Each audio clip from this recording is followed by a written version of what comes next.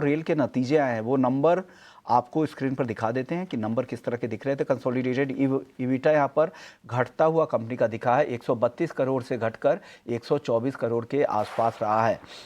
मुनाफा भी घटा है टेक्समैको रेल का। कंसोलिडेटेड मुनाफा कंपनी का करीब 73 करोड़ से घटकर 64.6 करोड़ हो गया है। कंसोलिडेटेड आय में भी गिरावट देखने को मिली है, 1345 करोड़ से घटकर ये 1258 करोड़ के आसपास आ गई है। तो आय के फ्रंट पर, मुनाफे के फ्रंट पर और ईबिटा के फ्रंट पर, तीनों ही फ्रंट पे नतीजे यहाँ से कमजोर दिख रहे हैं। हालांकि स्टॉक 3.25% ऊपर है। हो सकता है कि बाजार पहले से इसे प्राइस ट्रेन करके रखा होगा। टेक्समैको रेल को लेकर लक्ष्मीकांत जी, आपकी राय क्या बन रही है? कैसा दिख रहा है चार्ट पर ये?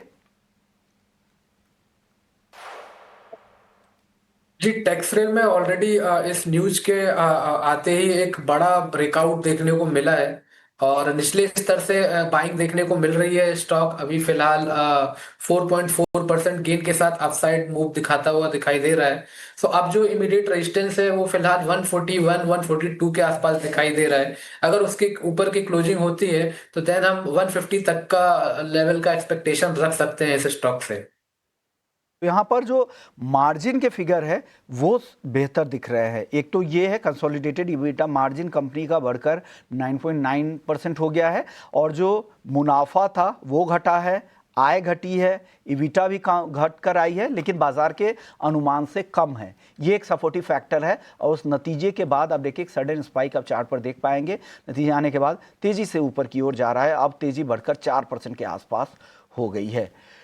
चलिए, इस बीच कई सारी और कंपनियों के नतीजे आए हैं, जिसमें मद्रास फर्टिलाइजर अभी अभी नतीजे आए हैं 5 मिनट पहले, जहां पर दूसरी तिमाही में कंपनी का जो मुनाफा है वो 13 करोड़ के आसपास रहा है, 16 करोड़ से घटकर 1.6 करोड़ से घटकर, यानी यहाँ पर गिरावट देखने को मिल रही है।